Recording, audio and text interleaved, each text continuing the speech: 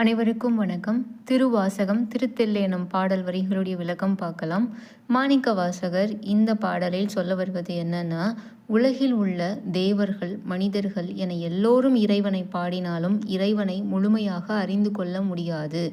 ஆனால் சிவபெருமான் தானாகவே நம்முடைய உள்ளத்தில் வந்து நம்மை அன்பால் உருக்கி தனது திருவடிகளை நினைக்க செய்கிறார். அந்த அருள் கிடைத்தவுடன் மனதின் குழப்பமும் கவலையும் விலகி உள்ளம் குளிர்ந்து பக்தி பெருகுகிறது. இறைவனின் திருநாமத்தையும் திருவடிகளையும் பாடி பாடி நம்முடைய அகந்தை கரைந்து போக வேண்டும் அப்படிங்கிறது தான் மாணிக்க வாசகருடைய அனுபவத்தை இங்கே நம்மளுக்கு சொல்லியிருக்காரு. இறைவனை வெளியில் தேடுவதை விட அவர் நம் உள்ளத்தில் எழுந்தருள வேண்டும் என்று மனதார வேண்டுவதே உண்மையான பக்தி. அதனால்தான் அவர் உருகி பாடி ஆனந்தத்துடன் தெல்லேனம் கொட்டுவோம் அப்படின்னு நம்மளையும் அழைக்கிறார் இறைவன் திருவடிகளுக்கு. திருச்சிற்றம்பலம். நன்றி, வணக்கம்.